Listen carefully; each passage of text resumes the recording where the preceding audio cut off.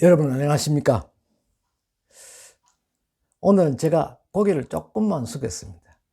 제가 이것도 제가 세월의 풍상인가? 사실은 제가 오늘이 28일이니까 그 24일경에 제가 감기 몸살이 걸렸습니다. 그래서 그동안 머리도 아프고 또 편도가 이래 엄청 부었어요. 그래서 병원에 가서 혹시나 싶어서 코로나 검사도 하고 이렇게 했는데, 우리 경산 지방에는 또 코로나 검사하니까 시에서 또 시장님이 배려를 해줘서요, 본래 검사료가 7,000원인데 3,000원만 납부하고 검사를 해주도록 되어 있다 해서 감사하게 잘했습니다. 고맙습니다. 다행히 코로나는 아니었습니다만은 큰 소동을 겪었습니다. 갑작스럽게 소화가 전혀 안 되고 약간 오한도 있고 속이 거북하니까 엄청 힘들었어요. 그래가 오늘은 일요일이지 않습니까? 그 일요일인데도 불구하고 병원에 가야 되겠는데 또 응급실에 갈 수는 없고, 그래서 약국을 찾으니까 약국이 거의 문을 다 닫았어요.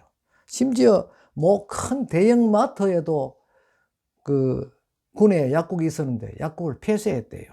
그래서 그 시내를 전체 수배를 해서 그 키트긴가 검사하는 기기 그걸 2개 구입해서 검사를 해보니까 다행스럽게 한 줄이 나와서 제가 마음을 들었습니다. 그러니까 소화가 안 되는 부분은 아마 일시적인 감기 몸살로 인한 후유증으로 위장장애가 일어났던 것으로 판명이 된 것으로 저는 그렇게 생각합니다. 오늘은 제가 감기도 약간 숙지고 이래서 용기를 내서, 제가 또 구비문학과 고전문학을 공부하는 사람으로서 오늘은 좀 폼나게 이렇게 노트북도 앞에 하나 놔봤습니다. 딴 사람도 할 때 보니까 노트북을 이렇게 놔더라고요. 그래서 저도 노트북 있으면서 뭐 또 굳이 숨길 필요는 없고 이래서 노트북은 그냥 이렇게 폼으로 이렇게 놔두었습니다. 놔두고 이야기는 또 저는 카메라만 보고 이야기를 제가 하겠습니다. 우리 조선 500년에 보면요, 물론 조선 500년뿐만 아니고 그 이전 이후도 마찬가지겠습니다만, 참 어떤 훌륭한 분이 탄생하면은요, 그 사람한테는 반드시 또 마가 깨요. 그를 또 모함하고 끌어내리는 그런 사람. 심지어 조선시대에는 그를 연못죄로 몰아넣었어요. 능지처참까지 당하도록 하는 그러한 참 엄청난 일도 벌였던 사람이 있습니다. 그 사람은 지금 아무래도 지금까지 한 1000년은 살 거로 생각하고 아마 남을 모함해서 죽임을 당하도록 했지 않나, 저는 그런 생각도 해봅니다만, 그 사람도 아마 그런 생각을 하고 했지 않나 하는 것입니다. 역사적 인물, 오늘은 남이 장군에 대해서 한번 논해보고자 합니다. 이 남이 장군이요, 우리나라 역사 중에서도 억울한 죽임을 당한 사람 중에 그 대표적인 인물입니다. 남이 장군. 남이 장군 하면 20대 장군이지 않습니까? 이분은 1441년에 출생을 했다 하죠. 그러니까 세종 때, 세종 23년인가 그때 출생을 해서 예종 적인연도에 별세를 한 사람으로 되어 있습니다. 그런 조선 세조 때에도 많은 공을 세웠던 그런 인물이고, 그런 젊은 나이에도 불구하고 공조판서와 병조판서 자리에 올랐다는 것이죠. 그래서 누구든지 빨리 출세를 하면은요, 빨리 내려오기 말해라. 그래 천천히 올라가고 천천히 내려와야 되는 거죠. 이 남이 장군은 또 어머니에 대한 그 여러 개의 설화가 있습니다. 유명한 분은 다 설화가 있죠. 설화에는 마치 그 신화 수호적인 그런 설화가 있기도 하고요. 또 특이한 어떤 독창적인 그런 설화의 양상을 띠기도 합니다. 남이 장군의 경우는 어머니가 남이 장군을 가졌을 때는 큰 진의 꿈을 꿨다 하는 그런 설화가 있습니다. 당시 남이를 가지기 직전에 남이 장군 모우에게는 이상한 전설이 있습니다. 어느 큰 서울 근처 큰 절에 큰 스님들이 있었는데 여기에 큰 스님들은 매일 같이 한 사람씩 사라진다는 것이죠. 뭐 돌아가셨는지 또 어디 잡혀 갔는지 그건 알 수 없고 흔적도 없이 사라졌다는 것입니다. 그러할 때 그 유명한 한 도인이 그 사찰에 한 스님하고 그 친분 관계가 있었어. 그 도인이 새로운 그 성복을 한 벌 선물로 주었는데 이 옷을 반드시 입고 있거라 라고 이야기를 했던 모양입니다. 그래서 이래저래 구석진데 찾아보니까 스님은 온데 간데 없고 스님이 입었던 그 장삼마 남아있더라는 것이죠. 그래서 주위를 찾다 보니까 큰 진해 한 마리가 그 큰 가람 뒤에 거기에 죽어 있더라는 것이죠. 그래 가보니까 큰 독에서 그 담배 진이 냄새가 밖으로 흘러나와서 그 진을 이기지 못한 진해가 그 중독으로 죽었다는 것입니다. 그런데 그 스님의 행방은 알 수가 없습니다. 그런 일이 있고 난 뒤에 남이 장군의 어머니가 아들을 낳았는데 그 아들이 남이다 하는 그런 설화가 있습니다.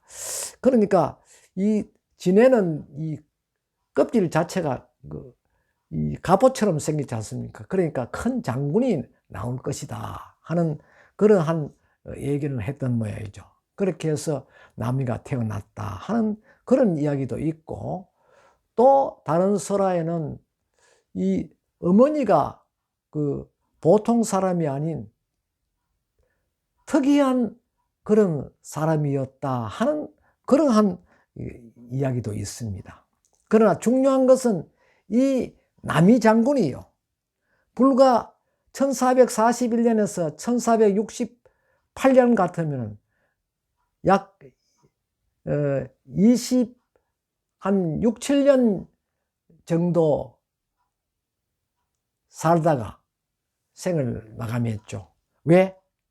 이때는 일찍이 병조, 판서, 공조, 판서 이런 아주 고위직으로 이제 발탁이 되었기 때문에 이를 시기하는 그 간신배가 있었다는 것이죠. 그 사람이 이름하여 역사의 길이 간신으로 이름 남는 이 사람이 남이 장군의 시를 위조를 해서 왕에게 역적 모의를 했다 하는 고변을 했는 것이죠. 그러니까 이 애종 즉위년도에 왕이 금방 즉위를 했는데 남이 장군이 또 그 나라의 병권을 잡고 있는 남이 장군이 역적 모의를 했다니까 그냥 살려둘 수 없지 않습니까? 그래서 문초해서 없는 죄도 뒤집어 씌워서 결국은 능지처참사를 했다라는 그런 기록이 있습니다. 이 남이 장군의 본가는 어련입니다. 할아버지는 익상군 남이라는 부이고 할머니는 정성공주라고 태종의 사녀입니다. 태종이라면 이방원 군주지 않습니까? 그분의 네 번째 딸인데 아버지는 군수를 재임하였고 어머니는 현감을 하였던 여공이라는 분의 따님으로 알려져 있습니다. 처음에는 그 남이 장군이 문과에 덤과를 할 그런 의향도 있었습니다만 어릴 때부터 그 무에 아주 출중했고 이렇기 때문에 1460년에 무과에 급제를 했다고 합니다. 무과에 급제하고 난 뒤에부터 세조에게 아주 총애를 받았다. 그래서 1466년에는 발령시에 또 급제를 해서 더욱더 임금의 총애를 한 몸에 샀다 하는 그런 기록이 있습니다. 그는 또 1467년에요. 포천 영평이라는 곳에서 그때 사방에서 도적이 출몰 했는데 이 도적을 토벌하는데 큰 공을 세웠다는 것이죠.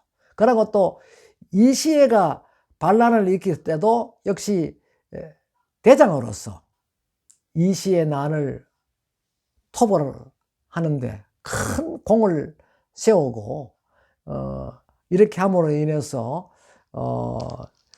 행원군이 되었다 하는 그런 기록이 있습니다. 여기 기록에 보면 군중에서 당상간에 초계되어 행호호군을 거쳐 행호군이 되었다 하는 그런 기록이 있습니다.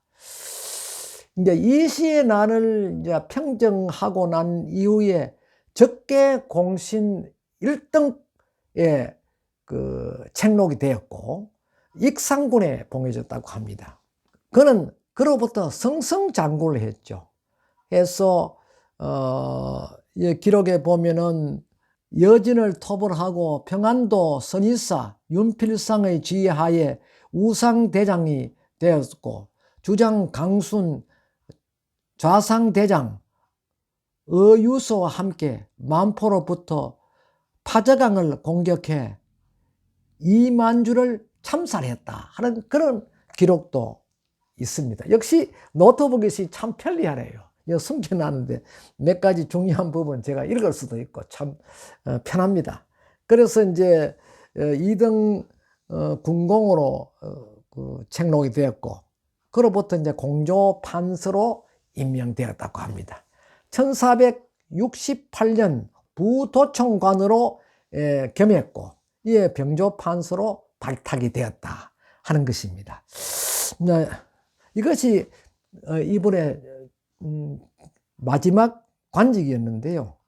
그때 신숙주, 한명회 등 원상 세력에 의해서 구성군, 강순 등 이시의 난을 평정함으로 인해 가지고 형조판서 강혜명이 남의 사람 대임이 마땅치 않다고 말한 것을 한계희가 애종에게 아뢰므로써 병조판서에게 해직되어 겸사복장으로 밀려났다고 합니다. 중요한 건 이때 궁궐 안에서 숙직하고 있던 중에 혜성이 나타나서 혜성이 나타나면 묵은 것을 없애고 새 것을 나타내게 하는 징조다 라는 말을 했는데 이를 엿들은 이 유자과이라는 사람이 영모를 꾀한다 라는 그런 모함을 해서 국문 끝에 능지처사를 당하도록 했다는 것이죠. 왜 이랬는지 알 수가 없습니다. 왜 젊은 사람 한 사람을 그 능지처사를 당하도록 했는가? 그분의 시를 보면 간단합니다. 이제 이분의 시가 전부 이제 사절로 되어 있는데 백두산 성마도진이라 하는 그런 내용이 있거든요. 그 이제 백두산 돌은 칼을 갈아 다 없애고 그 다음에 두만강수 목마무라 두만강물은 말을 먹여서 없애고 남하 20 미평국이라 사나이 20에 나라를 평정치 못하면 후세 수칭 대장부라 후세에 어떻게 내가 대장부라 하겠느냐 하는 그런 투의 시를 써서 세상 밖으로 내놓는데 이것이 이제 화근이 되는 것이죠. 이것을 잠깐 남아 20 미평국 말을 조금 곤쳐서 나라를 장악하지 못하면 하는 식으로 해가지고 영모 사건에 연루되도록 했다는 것입니다. 그렇게 해서 결국은 이분이 억울하게, 조선 최대로 억울하게 목숨을 잃게 됐다. 충신이 목숨을 잃게 됐다는 것이죠. 남이 장군이 능지 처사를 당하고 1816년에 조선 순조 18년입니다. 우의정 남공철이라는 분이 주청을 해서 관작이 복구되긴 되었습니다. 이제 여기 권람이라는 분하고 또 인연이 있는데, 권람의 따님이 어릴 때 귀신의 장난으로 죽게 된 남이를 살려줬다 해가지고 그 설화를 인연으로 해서 이 권람의 딸을 자기 아내로 맞이했다 하는 그런 일화도 있습니다. 대부분 유명한 인사들 또 훌륭한 그런 역사적 인물은요, 나름대로 전부 거기에 걸맞는 설화들이 많이 있죠. 앞에서 말씀드렸던 요사이 고려와 거란 전쟁, 거기에 등장하는 강감찬 장군도 역시 많은 설화의 주인공이기도 합니다. 그와 마찬가지로 우리나라 역대 중요한 인물들은 대부분 설화의 주인공으로 많이 나타나죠. 그래서 설화가 항상 그 사람의 인간 됨됨이를 뒷받침해주고 있다는 것입니다. 경청해 주셔서 감사합니다.